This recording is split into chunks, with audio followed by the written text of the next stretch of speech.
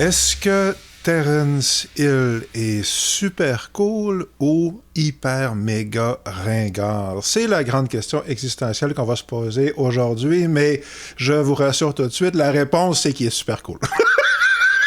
OK, c'est ça. Je me sens presque mal de poser la question, mais c'est une question quand même légitime parce que quand j'étais petit, comme beaucoup de monde, Terence Hill, c'était à beaucoup de points de vue l'incarnation du gars le plus cool sur Terre. Mais il y a quand même toujours eu quelque chose, quand, même à 8 ans, quand on regarde ses films, on sentait quand même qu'il y avait quelque chose dont la saveur n'est pas entièrement étrangère à celle du nanar ou quelque chose comme ça, ce genre de saveur étrange-là. Ça m'a pris quand même assez longtemps avant de réécouter un film de Terence Hill au complet, ce que j'ai fini par faire hier soir.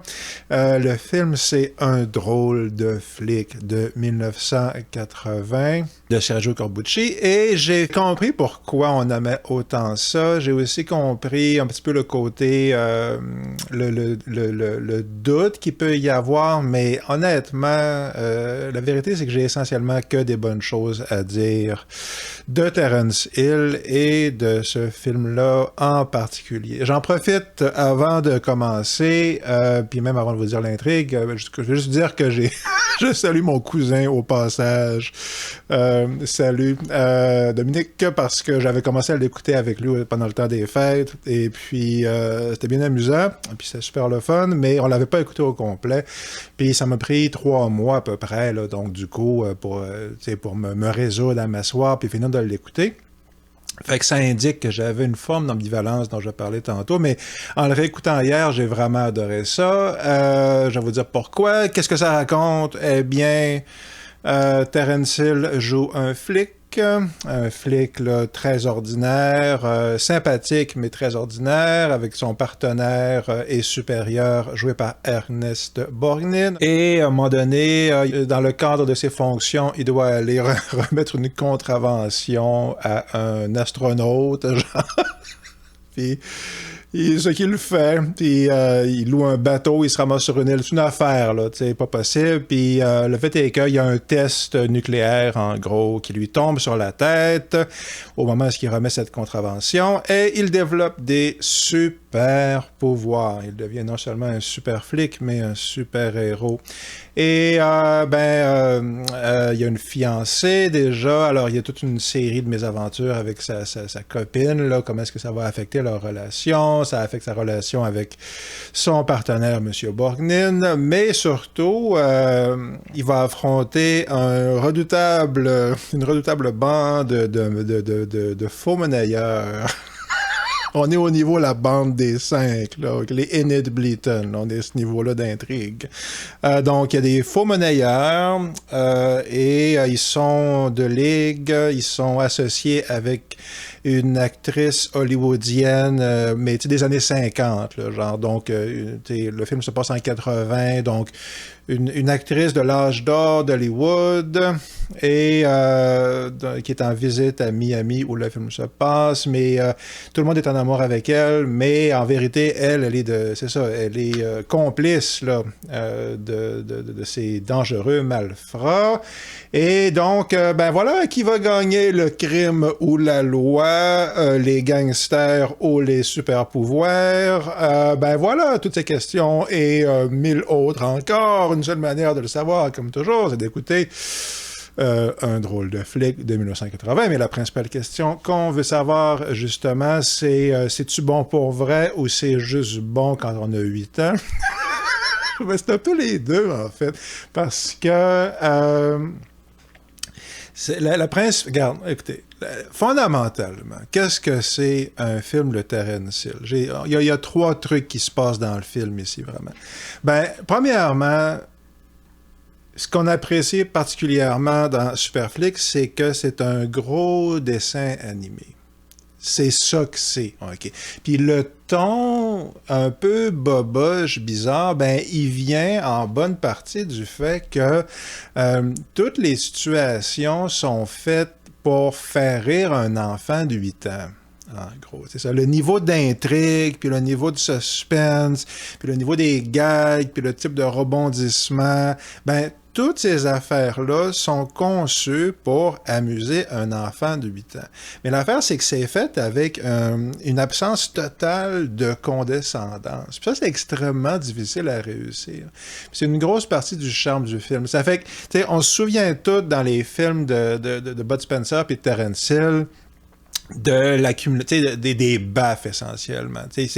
Les films de Bud Spencer, Terence Hill sont notoires pour la succession de scènes de baffes. Okay? C'est un genre en soi, là, le film de Terence Hill, Bud Spencer, film de baffe. Okay? Puis qu'est-ce que c'est la baffe? Ben, c'est ce qu'on a à la fois dans les Astérix puis dans les films Les Trois Stooges. En fait, c'est ça que c'est. C'est un niveau de film, c'est un niveau de bataille. En gros, c'est une manière d'avoir des scènes d'action, mais qui sont dénuées de la saveur désagréable de la vraie violence, en vérité. C'est une manière de tapocher du monde, mais que ça soit drôle. Fait que c'est ça que c'est l'excitation de la scène d'action, puis en guillemets de violence, puis il y a carrément des passages où est-ce que Terence Hill torture quelqu'un, là. Il torture les gangsters à un moment donné. Mais c'est fait d'une manière qui est tellement dénuée de méchanceté, en fait, qu'on le perçoit pas comme de la vengeance, à moins de prendre le temps d'arrêt puis de se dire « Coudon, là! » dans la vraie vie, écraser les doigts du gangster dans la porte de char, c'est pas cool, là, que c'était un vrai flic dans la vraie vie. Bon, mais c'est ça, là-dedans, tout est traité avec cette absence de conséquences réelles, en vérité, qui désarme le truc. Puis, donc, c'est ça qui lui donne le charme d'un film un film des Trois Stooges, là, je pense que c'est une bonne comparaison. C'est même, une comparaison qui vient en tête quand on regarde les films, c'est les Tom and Jerry. Là, ça fait très Bugs Bunny, Tom and Jerry, mais les Tom and Jerry sont significativement plus cruels et méchants qu'un film de Terence Hill. Certainement celui-là en particulier, mais c'est tout le même ton, en fait. J'en ai vu quand même pas mal quand j'étais petit. J'en ai pas réécouté, mais je me rappelle du truc général, là. Puis on retrouve cette saveur-là tout de suite quand on regarde le film. Fait que donc voilà, ça fait que ce côté dessin animé, il se manifeste aussi dans les super pouvoirs de Terence Hill, donc c'est particulièrement approprié là-dedans, parce que bon, ça tombe dans la science-fiction parce que c'est une sorte d'expérience scientifique qui donne les pouvoirs à Terence Hill, puis une partie de ses pouvoirs sont de l'ordre du super-héros classique, là, donc il est capable de voler, par exemple, il est invulnérable, il a des capacités de guérison à la Wolverine, mais en plus encore, il n'y a rien qu'il peut pas faire, mais c'est que justement, il y a carrément rien qu'il peut pas faire. Là, okay? Il contrôle le temps et l'espace. Il marche littéralement sur l'eau. Comme Jésus, là. Il y a une séquence où il joue au ballon avec des enfants, puis il utilise ses pouvoirs psychiques pour déplacer le ballon parce qu'il n'aime pas ça jouer au ballon pour vrai avec ses bras. Il nous explique ça. Puis à un moment donné, le ballon se garoche, le ballon se ramasse dans l'eau, puis il va marcher, flac, chercher le ballon. Donc voilà, OK? Il marche sur les eaux. C'est ça, etc. Il y a carrément rien qu'il peut pas faire. Il va voir un match de football, un de football américain, là, avec sa copine à un moment donné, puis il cligne des yeux, puis il fait disparaître tout le monde, tous les spectateurs, parce qu'il veut être seul avec sa copine, ou parce que sa copine trouvait qu'il y avait trop de monde, des choses comme ça, mais tout ça, c'est encore une fois complètement dénué de conséquences. Là. Ses pouvoirs n'ont aucune limite, il peut faire absolument ce qu'il veut, mais quand il recligne des yeux et que tout le monde réapparaît dans le stade, tout le monde s'en fout. Il n'y a personne qui est traumatisé par ça. La copine le remarque à peine, etc. Puis c'est ça, quand Terence Hill acquiert ses super pouvoirs, ça lui prend exactement aucune seconde pour s'adapter au fait que maintenant c'est un surhomme là, avec des pouvoirs christiques. Là, okay? C'est juste, non, c'est le même gars. Puis OK, ben maintenant, c'est ça. OK, bon, ben ça a l'air que je suis invulnérable. Je vais me lancer de la plus haute fenêtre du plus haut édifice de Miami, juste pour prouver à tout le monde que je suis invulnérable, pour le fun. Puis il le fait, puis hop, une fois ça marche pas, fait qu'il se brise tous les os de son corps, carrément. Le médecin explique que 100% des os de son corps sont brisés. Mais c'est ça, 30 secondes après, il est guéri. Ça fait que c'est cette affaire-là de dessin animé, d'absence de conséquences. C'est ça, non seulement dramatique, en vérité, mais émotive. Il n'y a rien qui est grave, puis tout est traité sur le ton de l'amusement, puis c'est ça. Puis ça marche extrêmement bien, là. Il y a des gags. Bon, je craignais le pire d'une certaine manière. Puis encore une fois, les gags visent un enfant de 8 ans. Je présume plutôt les garçons parce que j'en suis un, donc je reconnais la sensibilité du garçon de 8 ans, là. Mais je présume qu'une fille, ça fait pareil, là. Mais ce qui est certain, c'est que c'est ça, c'est tellement bien fait que ça, ce charme-là, cet enfant-là de 8 ans, on l'a tout le temps, en fait. C'est ça le truc. Puis dans le film, ça marche tellement bien que ça reproduit encore ce même effet-là. Puis pourquoi est-ce que ça marche aussi bien? Mais je pense qu'encore une fois, c'est à cause de ce mélange d'absence de méchanceté puis d'absence de condescendance, encore une fois. C'est traité de manière extrêmement candide, finalement, puis avec juste assez d'intelligence dans l'exécution pour que ça soit bien fait, mais pas assez pour que tu remarques. OK, c'est ça. C'est niaiseux, mais c'est pas insultant. Et puis, dernier truc que j'ai sur cette qualité-là, c'est particulièrement intéressant de comparer avec d'autres comédies italiennes des années 70, ou aussi la fameuse comédie franchouillarde, là, style Le Fureur en folie, là, qui est une coproduction italienne, je pense, mais il y a des films italiens que j'ai vus parce que c'était de la science-fiction, là, puis, le Frankenstein à l'italienne, ou ben donc... il y en a un, c'est Rencontre érotique du 4e type. Là. Aïe, aïe, aïe, aïe. J'ai des frissons d'horreur en vous en parlant. Là. C'est tellement horrible. T'sais, parce que, c'est ça, il y a un niveau de comédie, particulièrement dans les années 70,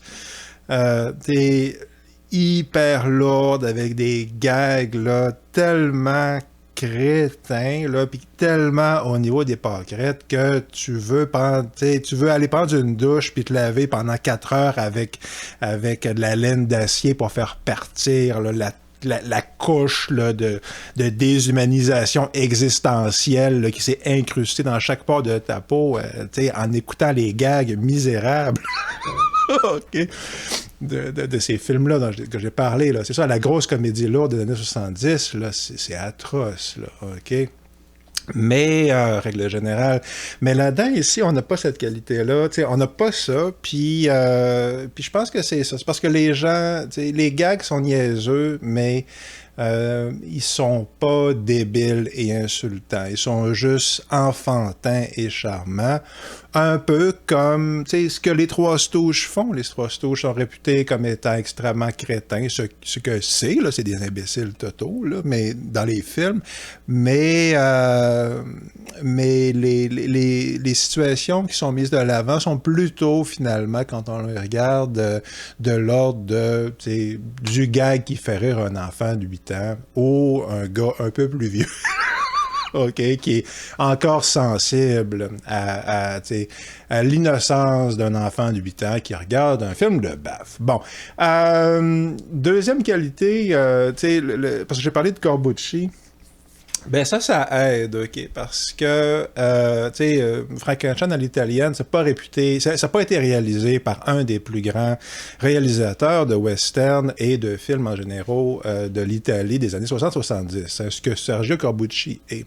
Corbucci, il a réalisé entre autres Django, le premier Django, là, ce qui fait qu'il y a des dizaines et des dizaines de films de Django, là, c'est parce que tout le monde a copié ce film-là de 1966, ça fait que Franco Nero, qui a inspiré aussi une série de bandes dessinées qui s'appelle Durango, qui est hyper cool. Là. Fait ça. Donc, Django de 66, il a réalisé Le Grand Silence, là. Corbucci, avec Trintignant dans le rôle du pistolero muet qui veut se venger de Klaus Kinski. Quand vous regardez une liste des 3 meilleurs westerns, certainement le western italien de tous les temps, il y a tout le temps Le Grand Silence dedans. Il était une fois dans l'Ouest, Le Grand Silence est votre troisième choix. Okay? C'est tout le temps ça. Parce que c'est un chef-d'œuvre transcendant, Le Grand Silence. Puis il a fait Compagnie Rose aussi, en 1970, des dizaines et des dizaines de films, en vérité, des péplums, toutes sortes d'affaires. Fait que Corbucci, c'est un gars extrêmement compétent, extrêmement expérimenté, puis un super bon réalisateur par surcroît. Alors, ce qui arrive, évidemment, c'est que dans ta comédie lourdingue, qui vise un public ayant un âge mental de 8 ans, ou au moins un âge émotif, qui est prêt à accepter d'avoir un âge mental de 8 ans pendant la durée du film, tu vas pas chercher tes passes existentiello-dépressives du Grand Silence. Là. C'est pas ça que le film demande, c'est pas ça le ton. Ça fait que, tu sais, les gags, c'est ça, les gags sont du niveau d'un film italien qui n'a pas un énorme budget, mais qui s'arrange pour en mettre le plus plein la vue aux gens qu'il peut avec le pas d'argent qu'il y a. Il y a une grosse séquence à la fin qui implique un ballon. Bon, OK, on vole dans les airs, dans les cieux de Miami avec des effets spéciaux un peu discutables. Puis, OK, c'est ça. Il y a la scène de la disparition du match de football, par exemple. C'est un peu ça. C'est le même principe. OK, bon, on n'a pas le budget, mais qu'est-ce qu'on peut faire? Bon, OK, on va mettre un hélicoptère. Ça, c'est cool. Fait qu'il y a une séquence avec un hélicoptère qui dure assez longtemps parce que ça, il y avait le budget pour le faire. Fait que ça, c'est cool. Fait qu'il y a beaucoup de ces trucs-là. Puis, je pense qu'on peut dire quand même aussi que, il y a une compétence dans la réalisation du gag. Là. Okay? Il y a un savoir-faire dans le tournage, si vous voulez, d'un gag visuel pour que tu trouves ça drôle pour vrai. T'sais, La menace fantôme, une des raisons pour lesquelles Jar Jar, ça marche pas, c'est parce que les gags marchent pas la plupart du temps. T'sais. Donc, c'est ça. Puis pourtant, c'était basé sur Buster Keaton. Fait que c'est ça. Donc, c'est pour dire que ça prend du métier, puis de l'expérience, puis de la compétence pour faire des gags qui sont drôles. Puis le fait est que j'ai ri de bon cœur à plusieurs reprises. Là, je m'en confesse. Là, on peut à la fois être un lecteur de grosses breaks philosophiques prétentieuses et trouver que les gags un peu débiles de Terence Hill sont franchement rigolos parce qu'ils le sont. Puis entre autres, à cause de la réalisation de Corbucci. Puis c'est ça, il y a des cascades, c'est super cool. Bon, c'est ça. Puis règle générale, c'est un film qui est bien tourné, qui est bien réalisé, puis encore une fois, qui montre que c'est pas parce que ton scénario met des situations infantiles, OK, sur l'écran, que toi qui le fais, t'es obligé d'être un imbécile, en gros. C'est ça. Tu peux être intelligent, puis mettre en scène des situations qui sont juvéniles et puériles, mais sans toutefois insulter l'intelligence des spectateurs puis de ton public, qu'il ait 8 ou 38 ou 108 ans, n'est-ce pas? T'sais? Donc, voilà, Corbucci pour les jeunes de 7 à 77 ans, et même plus encore. Puis finalement, ça nous amène à Terence Hill. Terence Hill est tellement charismatique. Puis, j'avais revu quelques séquences, j'ai quand même écouté quelques scènes, quelques extraits dans les derniers mois parce que j'étais curieux, puis ça me travaillait, ça, coudon Terence Hill, y es-tu bon? Puis, j'avais entendu dire, par exemple, que Bud Spencer est un gars hyper intelligent, puis hyper talentueux, puis c'était pas rien qu'une grosse brute. Puis, fait que ça me travaillait en même temps. Puis, donc, l'idée était que cette idée-là que c'est meilleur qu'on a l'impression que c'est les films de Terence Hill et de Bud Spencer, ça me travaillait depuis un bout. Fait que j'avais constaté effectivement que il crève l'écran. Là. Même, il y a des bouts d'entrevues sur YouTube qu'on peut voir, là, des talk shows italiens des années 90, etc. Mais il y a vraiment une qualité exceptionnelle, ce gars-là. Puis je pense qu'en regardant ce film-là, on a... si on prête attention, on va voir assez rapidement c'est quoi la sauce secrète de Terence Hill. Premièrement, encore une fois, c'est un beau gosse, OK? Il est encore beau gosse aujourd'hui, je pense qu'il a 80, il est encore, tu sais, viril et charismatique à ce niveau-là. Mais il y a tu sais, il y a une confiance en lui, posé et sans prétention. OK? Il est entièrement intègre. C'est ça qui dégage, ce gars-là.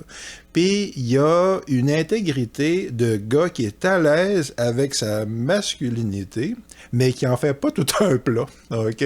Puis, j'en parle de ça parce qu'on a tellement entendu parler ces dernières années de masculinité toxique, puis d'affaires comme ça. Puis, tu sais, puis pour les gars, des fois, honnêtement, t'as un peu l'impression que, OK, c'est quoi un modèle de masculinité qui est pas toxique? Puis il y a une partie du discours collectif depuis assez longtemps qui est à l'effet que c'est une impossibilité en soi, c'est juste pas possible. Tu sais, la masculinité est toxique par défaut, puis c'est à peu près ça qu'on reçoit un peu dans le discours. Puis en tant que gars, ben c'est pas toujours cool. OK, si tu veux être pas toxique, OK. Puis sincèrement, Terence Hill, c'est ça. C'est ça que c'est. Puis c'est pour ça que c'est intéressant aussi qu'il y a autant de bagarres puis de baffes, parce que le potentiel de violence fait partie de la masculinité. C'est juste, ça fait partie du truc, puis les filles l'ont aussi, mais c'est quand même pas tout à fait pareil, là, OK? Tu sais, s'il y a quelqu'un, tu sais, t'es avec ta copine, puis il est 4 heures le matin, puis t'entends quelqu'un défoncer la porte, OK? Puis il y en a un des deux qu'il faut qu'il aille voir si c'est un bandit ou ben non pas, là.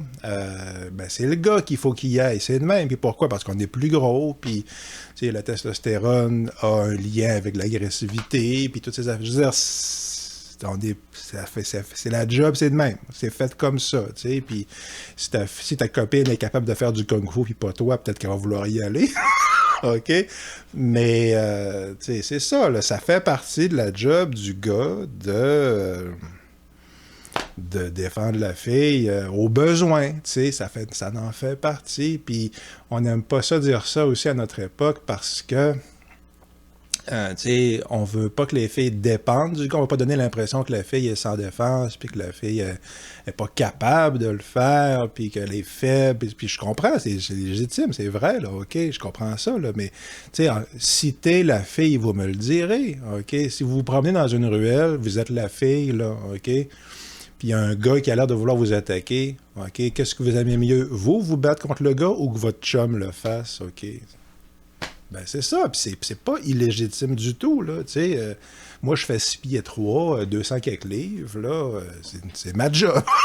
OK?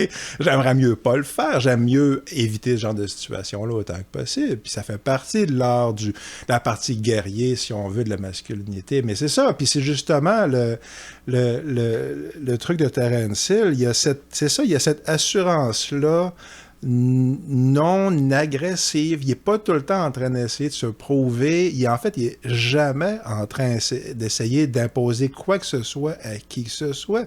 Il est juste là, puis il est bien dans sa peau, puis il est confortable, puis il est qui est-ce qui est. Puis, tu sais, son appartement, là, je le mentionne comme ça, mais je vais faire le lien, l'appartement de Terence Hill, dans la décoration, là, je sais pas qui c'est qui l'a fait, mais il y a un camion Tonka, il y a un poster de John Wayne dans sa cuisine sur un des placards, là, OK?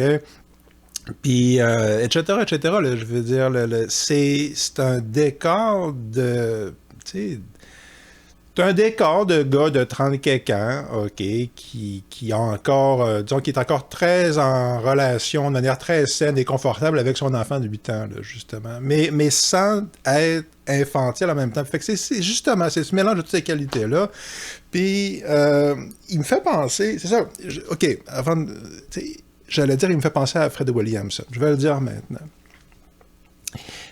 Tu Fred Williamson, qui est je pense, un ancien joueur de football, qui est devenu acteur, puis il joue dans un paquet de séries, pas tout à fait Z, mais pas loin, italienne. Il a joué dans un nombre déconcertant de copies de Mad Max. Puis, bon, moi, j'adore les copies de Mad Max italiennes. Puis, une des raisons pour lesquelles j'adore autant ça, c'est qu'il y a souvent Fred Williamson dedans. Puis, Fred Williamson, c'est le Sidney Poitier du Mad Max italien, là. OK? Parce que lui, son idée, c'était... bon, c'est un noir américain, puis sa condition, c'est OK, je vais jouer dans n'importe quel film, mais il faut toujours que mon personnage soit intègre et imbu de dignité. Puis c'est ça qu'on sent dans les films de Fred Williamson. Puis c'est cette confiance-là d'un gars qui a rien à prouver, puis qui est juste, intègre et conforme à qui il est. OK, c'est ça. Fait que, puis cette notion-là d'intégrité puis de dignité, c'est tellement... C'est plate à dire, mais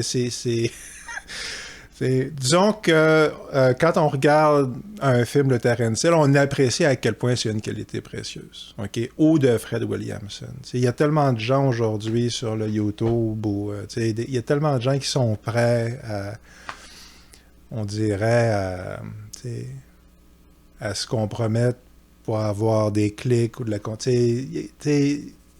Il y a quelque chose, là, c'est le désir de plaire, toutes ces qualités-là, le désir d'avoir des amis, puis ouais, on veut plaire, c'est normal, on veut avoir des amis, c'est normal, mais tu veux pas l'avoir à n'importe quel prix, tu veux l'avoir, encore une fois, en étant intègre et sincère, puis en étant toi-même, puis c'est ça qu'on a dans Terence Hill, puis il faut rajouter, je finis là-dessus, mais que, c'est un...